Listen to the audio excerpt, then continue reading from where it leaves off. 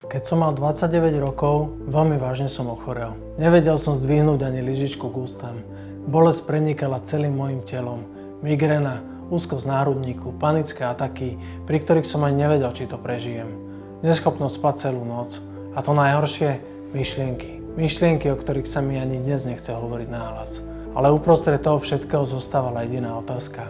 Ako z toho von? Lekári mi ponúkali lieky, ale ja som sa rozhodol inak. Rozhodol som sa hľadať príčiny, nielen tlmiť príznaky. Počúvať telo, nie ho umlčovať. Robiť zmeny, ktoré boli síce nepohodlné, ale nutné. A za rok a 3 mesiace som bol zdravý. Bez jedinej tabletky. Teraz mám 38 rokov. A keď sa obzriem späť, chápem veci, ktoré som vtedy ešte nechápal. Chápem, že choroba neprišla, aby ma zničila. Prišla, aby ma zastavila. Aby mi ukázala, že idem životom zlým smerom. Aby mi dala šancu to zmeniť. A presne preto som napísal túto knihu. Pochopil som, že choroba môže byť dar.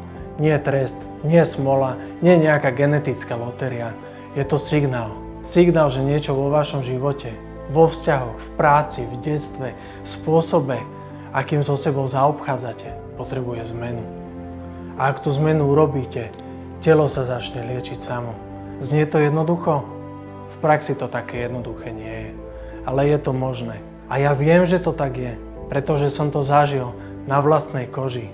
V knihe nepíšem o zázračných metodách ani nepredávam žiadny výživový doplnok. Píšem úprimne o tom, čo mne skutočne pomohlo.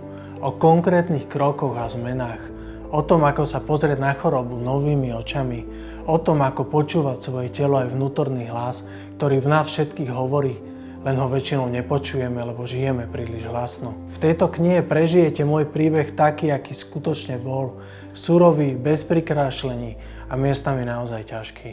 Sú v nej veci, ktoré som dlho nikomu nepovedal. A sú v nej odpovede, ktoré možno hľadáte aj vy sami. Pretože ak sa dnes nachádzate v mieste, kde som bol ja vtedy, ak stávate vyčerpaní, žijete s bolesťou, ktorá nemá koniec, alebo hľadáte cestu, ako svoje problémy riešiť bez toho, aby ste sa stali závislými na liekoch na celý život, tak táto kniha je presne pre vás.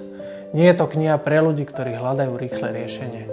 Je to kniha pre ľudí, ktorí sú ochotní na sebe pracovať, ktorí sú pripravení urobiť zmeny, ktoré od nás choroba chce, ktorí prijali alebo sú ochotní prijať zodpovednosť za vlastné zdravie.